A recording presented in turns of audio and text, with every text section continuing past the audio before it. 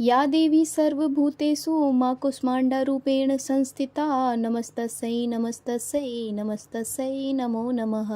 आज माँ के चौथे स्वरूप माँ कुष्मांडा की पूजा अर्चना की जाती है।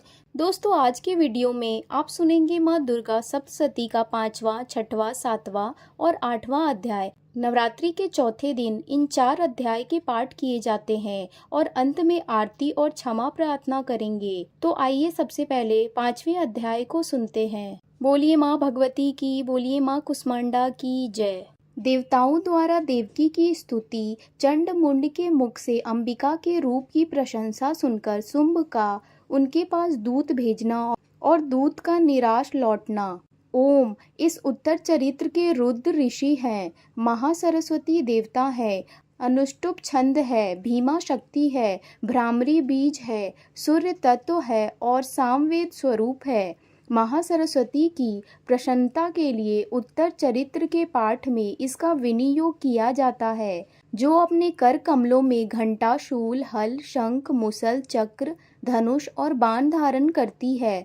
शरद ऋतु के शोभा संपन्न चंद्रमा के समान जिनकी मनोहर कांति है, जो तीनों लोकों की आधारभूता और शुंभ आदि दैत्यों का नाश करने वाली है, तथा गौरी के शरीर से जिनका प्रकटय हुआ है, उन महासरस्वती देवी का निरंतर भजन करता हूँ। ऋषि कहते हैं, पूर्व काल में शुंभ और निशुंभ नामक असुरों ने अपने बल के घमंड में आकर सचीपति इंद्र के हाथ से तीनों लोकों का राज्य और यज्ञ भाग छीन लिए। वे ही दोनों सूर्य, चंद्रमा, कुबेर, यम और वरुण के अधिकार का भी उपयोग करने लगे। वायु और अग्नि का कार्य भी वे ही करने लगे।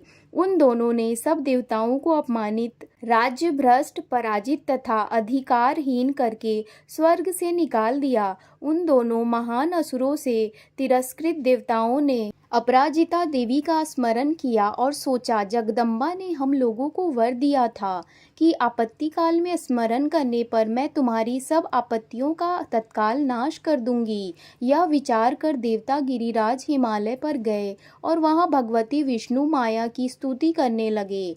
देवता बोले, देवी को नमस्कार है, महादेवी शिवा को सर्वदा नमस्कार है, प्रकृति एवं भद्रा को प्रणाम है। हम लोग नियम पूर्वक जगदम्बा को नमस्कार करते हैं, रौद्रा को नमस्कार है, नित्या गौरी एवं धात्री को बारंबार नमस्कार है, ज्योति रत्नामयी, चंद्र रूपिणी एवं सुख स्वरूपा देवी को सतत प्रणाम है। शरणागतों का कल्याण करने वाली वृद्धि एवं सिद्धि रूपा देवी को हम बारंबार नमस्कार करते हैं। नैऋत्य राजाओं की लक्ष्मी तथा सर्वाणी स्वरूपा आप जगदम्बा को बार बार नमस्कार है।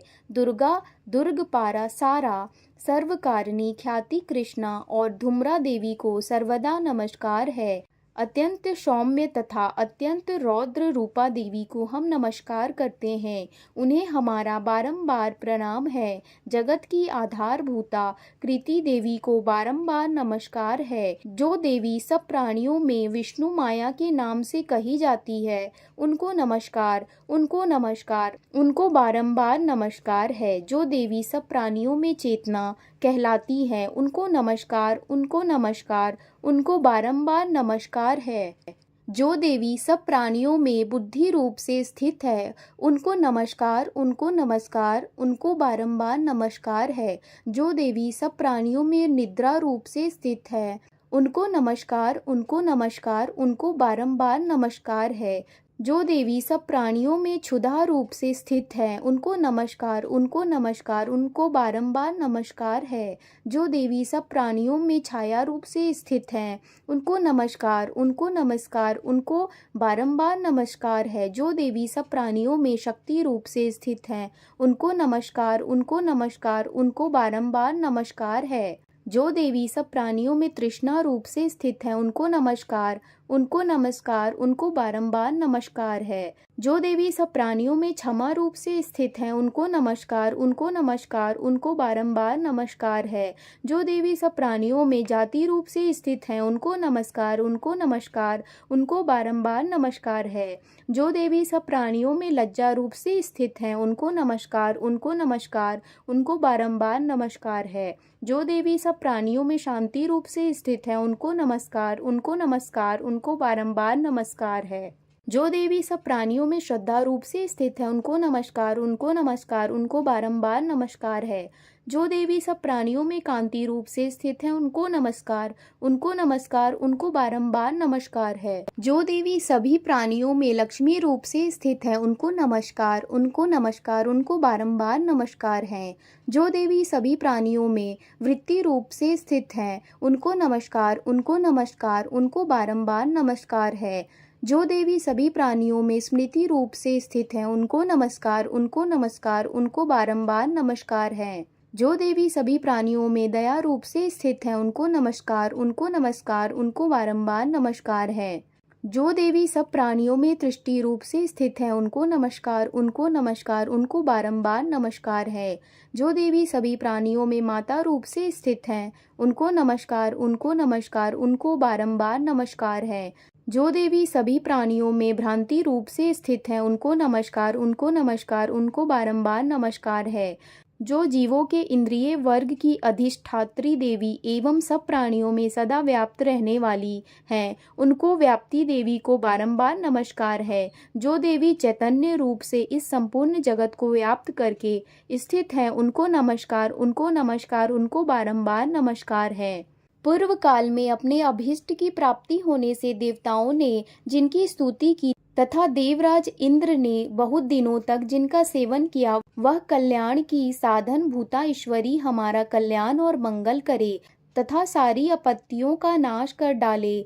उदंड दैत्यों से सताए हुए हम सभी देवता जिन परमेश्वरी को इस समय नमस्कार करते हैं तथा जो भक्ति से विनम्र पुरुषों द्वारा स्मरण की जाने पर तत्काल ही संपूर्ण विपत्तियों का नाश कर देती है, वे जगदम्बा हमारा संकट दूर करें। ऋषि कहते हैं, राजन, इस प्रकार जब देवता स्तुति कर रहे थे उस समय पार्वती देवी गजानन जी के जल में स्नान करने के लिए वहां आई। उन सुंदर भौहों वाली भगवती ने देवताओं से पूछा, आप लोग यहाँ किसकी स्तुति कर रहे हैं? तब उन्हीं के शरीर कोश से प्रकट हुई शिवा देवी बोली, शुंभ दैत्यों से तिरस्कृत और युद्ध में निशुंभ से पराजित हो यहाँ एकत्रित हुए ये समस्त देवता यह मेरी ही स्तुति कर रहे हैं। पार्वती जी के शरीर कोश से अंबिका का प्रादुर्भाव हुआ था, इसलिए वे समस्त लोकों में कौशिकी कही जाती हैं। कौशिकी के प्रकट होने के बाद पार्वती देवी का शरीर काले रंग का हो गया, अतः वे हिमालय पर रहने वाली कालिका देवी नाम से विख्यात हुईं। तदनंतर शुंभ निशुंभ के भृत्य चंड मुंड वहां आए और उन्होंने परम मनोहर रूप धारण करने वाली अंबिका देवी को देखा। फिर वे शुंभ के पास जाकर बोले, महाराज, एक अत्यंत मनोहर स्त्री है जो अपनी दिव्य कांति से हिमालय को प्रकाशित कर रही है। वैसा उत्तम रूप कहीं किसी ने भी नहीं देखा होगा। असुरेश्वर, पता लगाइए वह देवी कौन है और उसे ले लीजिए। स्त्रियों में तो वह रत्न है, उसका प्रत्येक अंग बहुत ही सुंदर है तथा वह अपने श्री अंगों की प्रभा से संपूर्ण दिशाओं में प्रकाश फैला रही है। दैत्यराज, अभी वह हिमालय पर ही मौजूद है, आप उसे देख सकते हैं। प्रभु, तीनों लोकों में मणि, हाथी और घोड़े आदि जितने भी रत्न हैं वे सब इस समय आपके घर में शोभा पाते हैं। हाथियों में रत्नभूत ऐरावत, यह परिजात का वृक्ष और यह उच्चय श्रवा घोड़ा, यह सब आपने इंद्र से ले लिया है। हंसों से जूता हुआ यह विमान भी आपके आंगन में शोभा पाता है। यह रत्नभूत अद्भुत विमान जो पहले ब्रह्मा जी के पास था अब आपके यहाँ लाया गया है। यह महापद्म नामक निधि आप कुबेर से छीन लाए। समुद्र ने भी आपको किंज कलिकनी नाम की माला भेंट की है, जो केसरों से सुशोभित है और जिसके कमल कभी कुम्हलाते नहीं। स्वर्ण की वर्षा करने वाले वरुण का छत्र भी आपके घर में शोभा पाता है, तथा यह श्रेष्ठ रथ जो पहले प्रजापति के अधिकार में था, अब आपके पास मौजूद है। दैतेश्वर, मृत्यु की उत्क्रांति का नाम वाली शक्ति भी आपने छीन ली है, तथा वरुण का पाश और समुद्र में होने वाले सब प्रकार के रत्न आपके भाई निशुंभ के अधिकार में है। अग्नि ने भी स्वतः शुद्ध किए हुए 2 वस्त्र आपकी सेवा में अर्पित किए हैं। दैत्यराज, इस प्रकार सभी रत्न आपने एकत्र कर लिए हैं। फिर जो यह स्त्रियों में रत्न रूप कल्याणमयी देवी है, इसे आप क्यों नहीं अपने अधिकार में कर लेते हैं? ऋषि कहते हैं, चंड मुंड का यह वचन सुनकर शुंभ ने महादैत्य सुग्रीव को दूत बनाकर देवी के पास भेज दिया और कहा, तुम मेरी आज्ञा से उसके सामने ये बात कहना और ऐसा उपाय करना जिससे प्रसन्न होकर वह शीघ्र ही यहाँ आ जाए। वह दूत पर्वत के अत्यंत रमणीय प्रदेश में जहाँ देवी मौजूद थी गया और मधुर वाणी में कोमल वचन बोला। दूत बोला, देवी, दैत्यराज शुंभ इस समय तीनों लोकों के परमेश्वर हैं। मैं उन्हीं का भेजा हुआ दूत हूँ और यहाँ तुम्हारे पास ही आया हूँ। उनकी आज्ञा सदा सब देवता एक स्वर से मानते हैं, कोई उनका उल्लंघन नहीं कर सकता। वे संपूर्ण देवताओं को परास्त कर चुके हैं। उन्होंने तुम्हारे लिए जो संदेश दिया है उसे सुनो। संपूर्ण त्रिलोकी मेरे अधिकार में है, देवता भी मेरी आज्ञा से अधीन चलते हैं। संपूर्ण यज्ञों के भागों में मैं ही पृथक पृथक भोगता हूँ। तीनों लोकों में जितने श्रेष्ठ रत्न हैं वे सब मेरे अधिकार में है। देवराज इंद्र का वाहन ऐरावत, जो हाथियों में रत्न के समान है, मैंने छीन लिया है। क्षीर सागर का मंथन करने से जो अश्वरत्न उच्चय श्रवा प्रकट हुआ था, उसे देवताओं ने मेरे पैरों पर पड़कर समर्पित किया है। सुंदरी, उनके सिवा और भी जितने रत्नभूत पदार्थ देवताओं, गंधर्वों और नागों के पास थे, वे सब मेरे ही पास आ गए हैं। देवी, हम लोग तुम्हें संसार की स्त्रियों में रत्न मानते हैं, अतः तुम हमारे पास आ जाओ, क्योंकि रत्नों का उपभोग करने वाले हम ही हैं। चंचल कटाक्षों वाली सुंदर, तुम मेरी या मेरे भाई महापराक्रमी निशुंभ की सेवा में आ जाओ, क्योंकि तुम रत्न स्वरूपा हो। मेरा वरण करने से तुम्हें तुलना रहित महान ऐश्वर्य की प्राप्ति होगी। अपनी बुद्धि से यह विचार कर तुम मेरी पत्नी बन जाओ। ऋषि कहते हैं, दूत के यूं कहने पर कल्याणमयी भगवती दुर्गा देवी, जो इस जगत को धारण करती है, मन ही मन गंभीर भाव से मुस्काई और इस प्रकार बोली। देवी ने कहा, दूत, तुमने सत्य कहा है, इसमें तनिक भी मिथ्या नहीं है। शुंभ तीनों लोकों का स्वामी है और निशुंभ भी उसके समान पराक्रमी है, किंतु इस विषय में मैंने जो प्रतिज्ञा कर ली है उसे मिथ्या कैसे करूं? मैंने अपनी अल्प बुद्धि के कारण पहले से जो प्रतिज्ञा कर रखी है उसे सुनो। जो मुझे संग्राम में जीत लेगा, जो मेरे अभिमान को चूर्ण कर देगा तथा संसार में जो मेरे समान बलवान होगा, वही मेरा स्वामी होगा। इसलिए शुंभ अथवा महादैत्य निशुंभ स्वयं ही यहाँ पधारे और मुझे जीतकर शीघ्र ही मेरा पानी ग्रहण कर ले। इसमें विलंब की क्या आवश्यकता है? दूत बोला, देवी, तुम घमंड में भरी हो, मेरे सामने ऐसी बात ना करो। तीनों लोकों में कौन ऐसा पुरुष है जो शुंभ निशुंभ के सामने खड़ा हो सके? देवी, अन्य दैत्यों के सामने भी सारे देवता युद्ध में नहीं ठहर सकते, फिर तुम अकेली स्त्री होकर कैसे ठहर सकती हो? जिन शुंभ आदि दैत्यों के सामने इंद्र आदि सब देवता भी युद्ध में खड़े नहीं हुए, उनके सामने तुम स्त्री होकर कैसे जाओगी? इसलिए तुम मेरे ही कहने से शुंभ निशुंभ के पास चली चलो।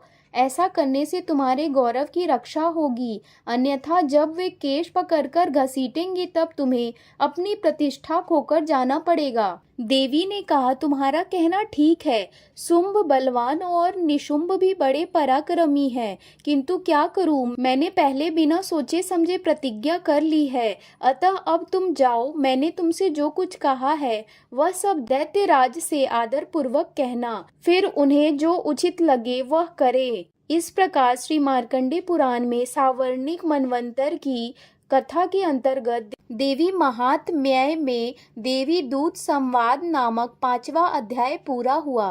6ठा अध्याय धूम्रलोचन वध। मैं सर्वगेश्वर भैरव के अंग में निवास करने वाली परमोत्कृष्ट पद्मावती देवी की चिंतन करता हूँ। वे नागराज के आसन पर बैठी है। नागों के फनों में सुशोभित होने वाले मणियों की विशाल माला से उनकी देहलता उद्भासित हो रही है। सूर्य के समान उनका तेज है। 3 नेत्र उनकी शोभा बढ़ा रहे हैं।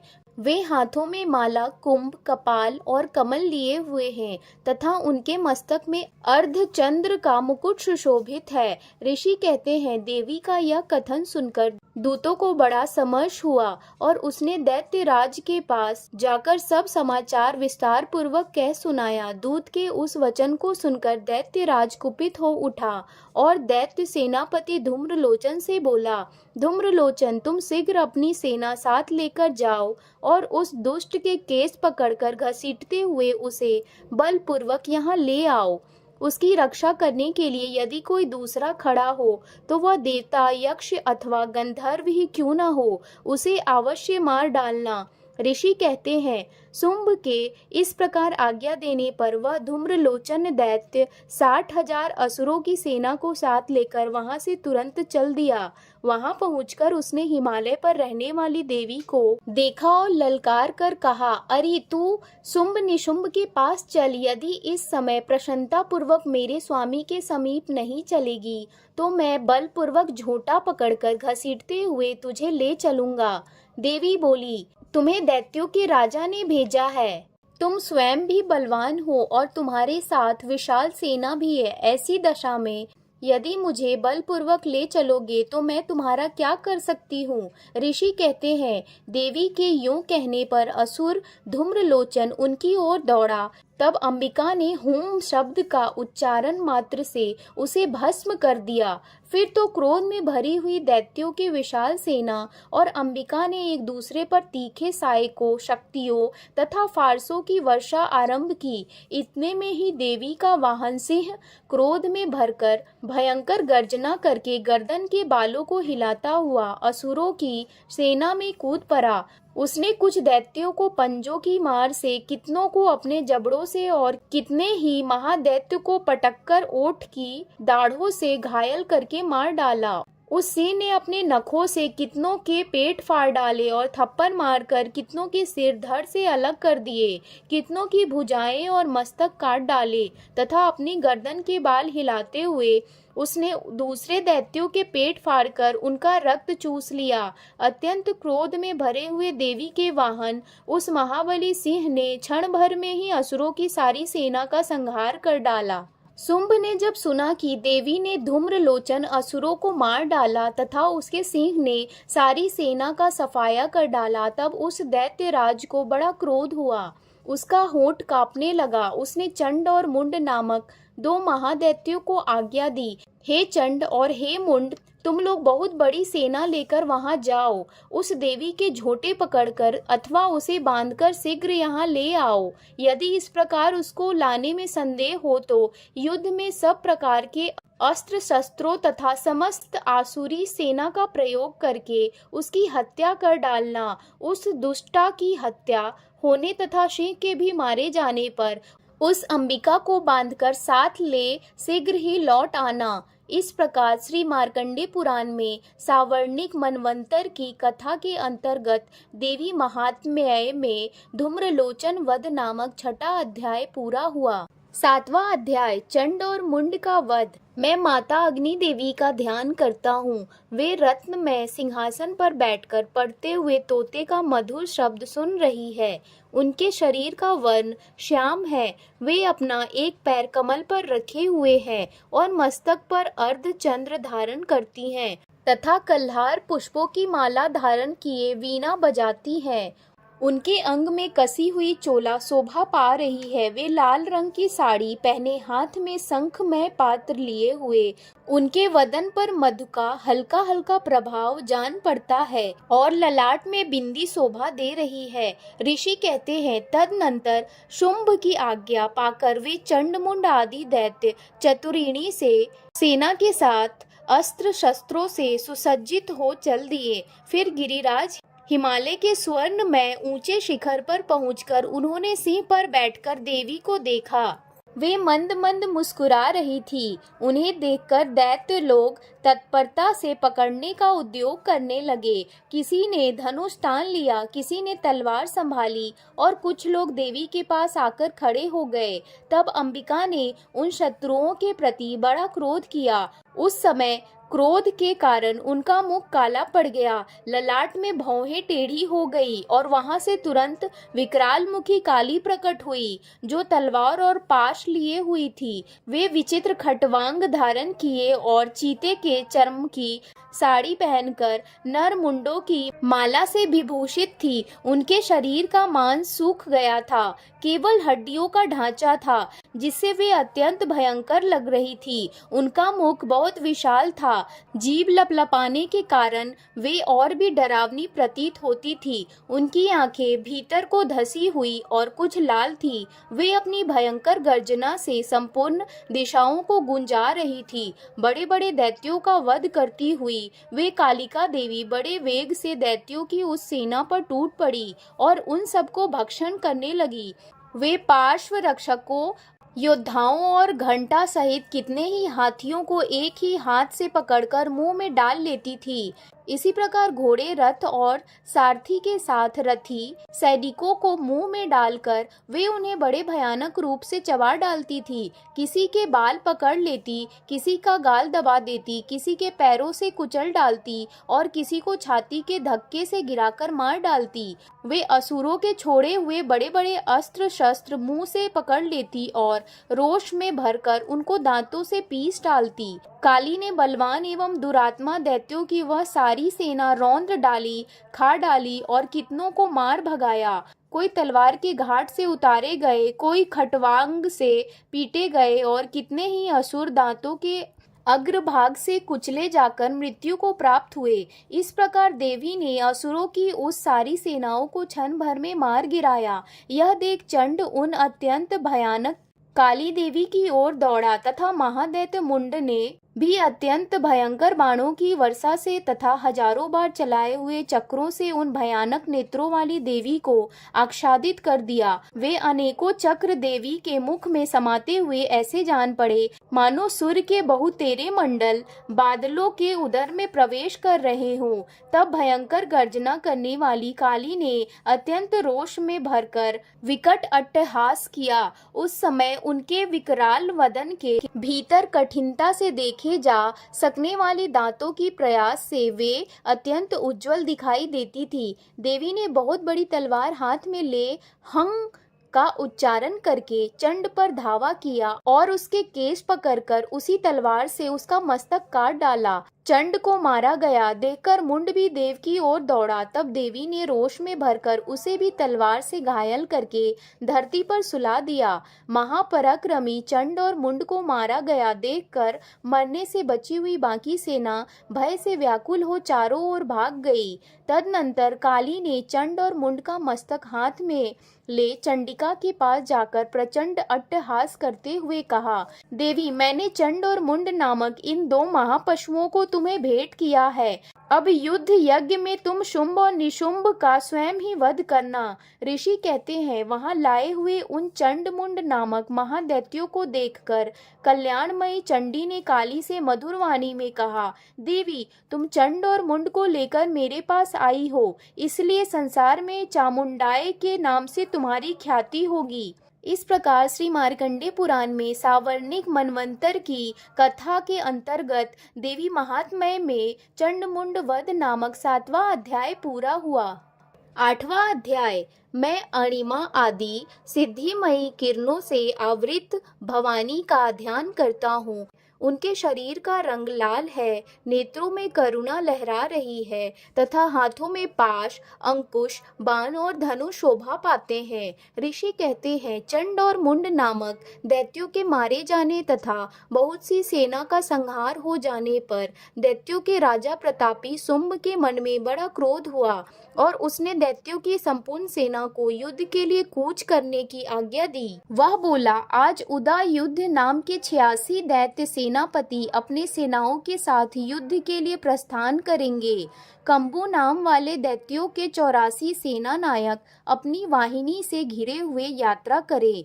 50 कोटि वीरकुल के और 100 धौम्र कुल के असुर सेनापति मेरी आज्ञा से सेना सहित कूच करे।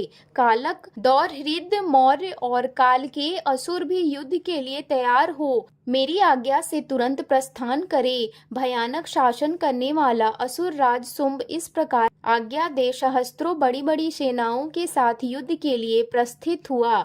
उसकी अत्यंत भयंकर सेना देख चंडिका ने अपने धनुष की टंकार से पृथ्वी और आकाश के बीच का भाग गुंजा दिया। राजन, तदनंतर देवी के सिंह ने भी बड़े जोर जोर से दहाड़ना आरंभ किया।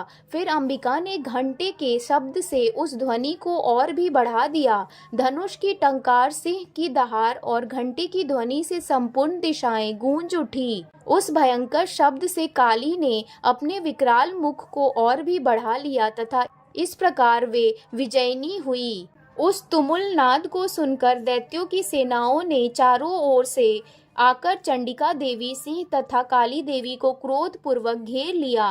राजन, इसी बीच में असुरों के विनाश तथा देवताओं के अभ्युदय के लिए ब्राह्मण, शिव, कार्तिकेय, विष्णु तथा इंद्र आदि देवों की शक्तियां जो अत्यंत पराक्रम और बल से संपन्न थी, उनके शरीर से निकलकर उन्हीं के रूप में चंडिका देवी के पास गई। जिस देवता का जैसा रूप, जैसी वेशभूषा और जैसा वाहन है, ठीक वैसे ही साधनों से संपन्न हो, उसकी शक्ति असुरों से युद्ध करने के लिए आई। सबसे पहले हंस युक्त विमान पर बैठी हुई अक्ष सूत्र और कमंडलू से सुशोभित ब्रह्मा जी की शक्ति उपस्थित हुई, जिसे ब्राह्मणी कहते हैं। महादेव जी की शक्ति वृषभ पर आरूढ़ हो, हाथों में श्रेष्ठ त्रिशूल धारण किए, महानाग का कंकण पहने, मस्तक में चंद्र रेखा से विभूषित हो वहां आ पहुंची। कार्तिकेय जी की शक्ति रूपा जगदम्बिका उन्हीं का रूप धारण किए श्रेष्ठ मयूर पर आरूढ़ हो, हाथ में शक्ति लिए दैत्यों से युद्ध करने के लिए आई।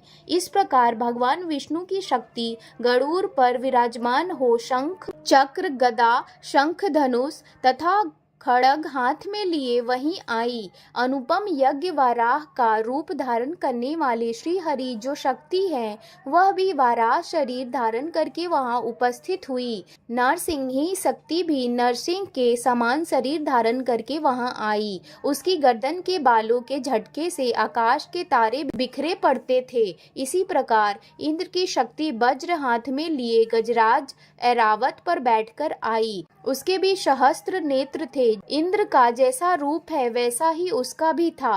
तदनंतर उन देव शक्तियों से घिरे हुए महादेव जी ने चंडिका से कहा, मेरी प्रसन्नता के लिए तुम शीघ्र ही इन असुरों का संहार करो। तब देवी के शरीर से अत्यंत भयानक और परम उग्र चंडिका शक्ति प्रकट हुई, जो सैकड़ों गिदड़ियों की भांति आवाज करने वाली थी। उस अपराजिता देवी ने धूमिल जटा वाले महादेव जी से कहा, भगवान, आप शुंभ निशुंभ के पास दूत बनकर जाइए और उन अत्यंत गर्वीले दानव शुंभ एवं निशुंभ दोनों से कहिए, साथ ही उनके अतिरिक्त भी जो दानव युद्ध के लिए वहां उपस्थित हो, उनको भी यह संदेश दीजिए, दैत्यों, यदि तुम जीवित रहना चाहते हो तो पाताल को लौट जाओ। इंद्र को त्रिलोकी का राज्य मिल जाए और देवता यज्ञ भाग का उपभोग करे। यदि बल के घमंड में आकर तुम युद्ध की अभिलाषा रखते हो तो आओ, मेरी शिवाएं तुम्हारे कच्चे मांस से तृप्त हो। चूंकि उस देवी ने भगवान शिव को दूत के कार्य में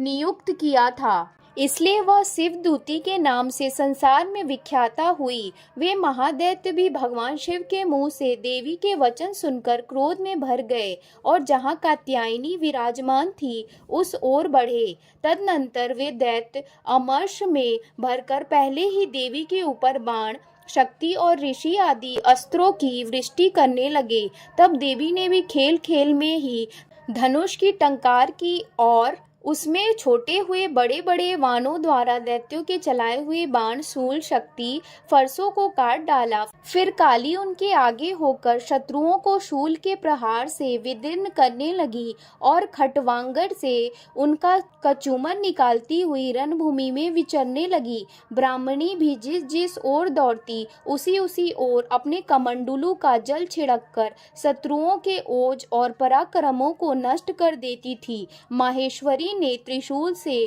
तथा वैष्णवी ने चक्र से और अत्यंत क्रोध में भरी हुई कुमार कार्तिकेय की शक्ति से दैत्यों का संहार आरंभ किया।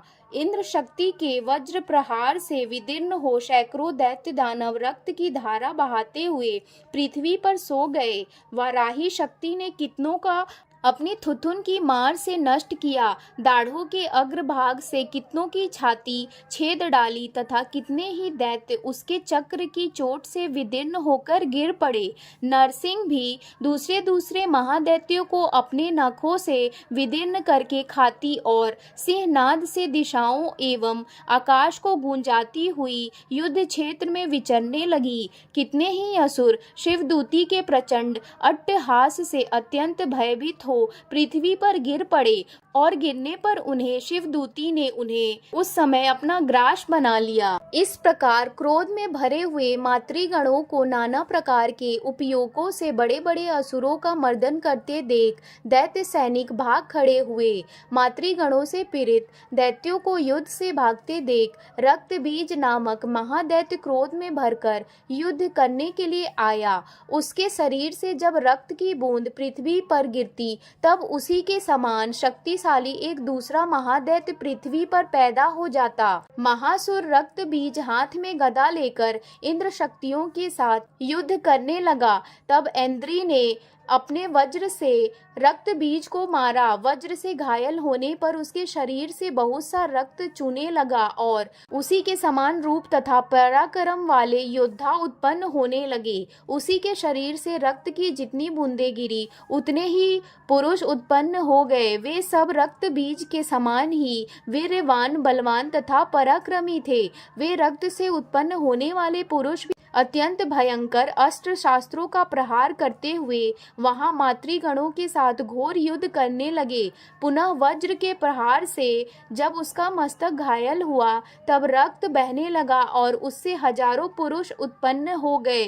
वैष्णवी ने युद्ध में रक्त बीज पर चक्र का प्रहार किया तथा ऐन्द्री ने उस दैत्य सेनापति को गदा से चोट पहुंचाई। वैष्णवी के चक्र से घायल होने पर उसके शरीर से जो रक्त बहा और उससे जो उसी के बराबर आकार वाले सहस्त्रों महादैत्य प्रकट हुए उनके द्वारा संपूर्ण जगत व्याप्त हो गया। कौमारी ने शक्ति से, वाराही ने खड़ग से और महेश्वरी ने त्रिशूल से महादैत्य रक्त बीज को घायल किया। क्रोध में भरे हुए उस महादैत्य रक्त बीज ने भी गदा सभी मातृ शक्तियों पर पृथक पृथक प्रहार किया। शक्ति और शूल आदि अनेक बार घायल होने पर जो उसके शरीर से रक्त की धारा पृथ्वी पर गिरी उससे भी निश्चय ही सैकड़ों असुर उत्पन्न हुए। इस प्रकार उस महादैत्य के रक्त से प्रकट हुए असुरों द्वारा संपूर्ण जगत व्याप्त हो गया। इससे उन देवताओं को बड़ा भय हुआ।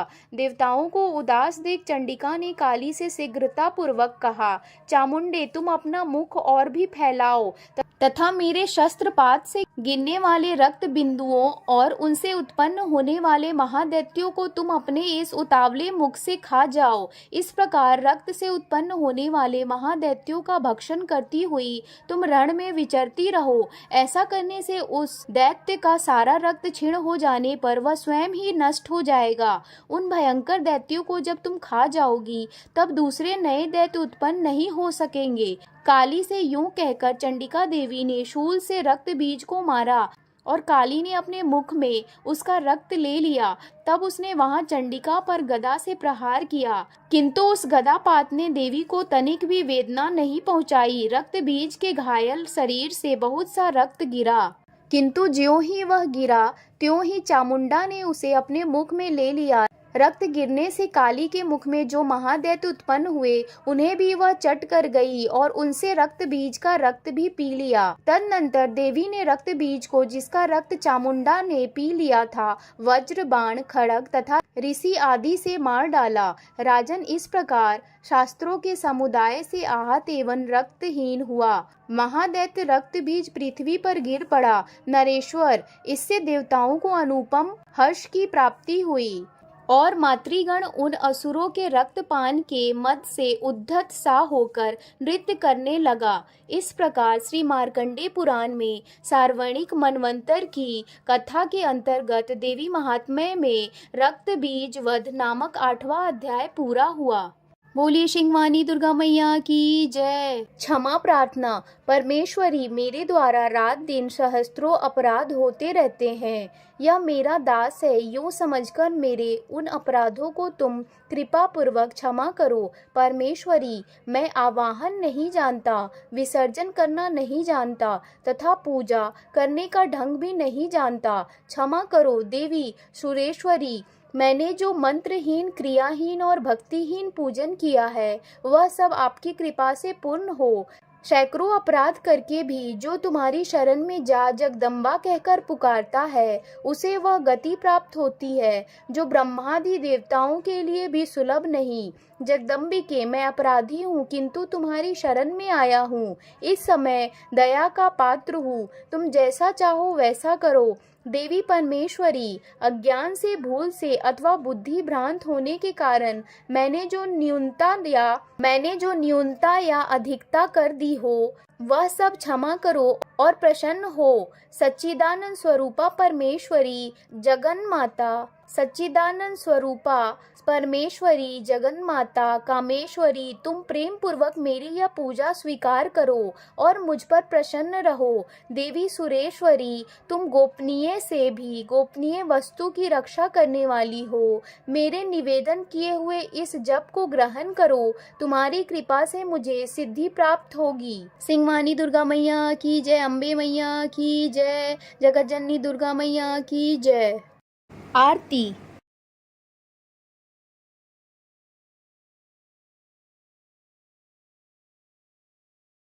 दोस्तों, अगर आपको मेरी यह कथा और जानकारियाँ अच्छी लगी हो तो कृपया मेरे चैनल लाइफ एंड फैक्ट को लाइक, शेयर एंड सब्सक्राइब जरूर करें और कमेंट में जय माता दी अवश्य लिखें। धन्यवाद।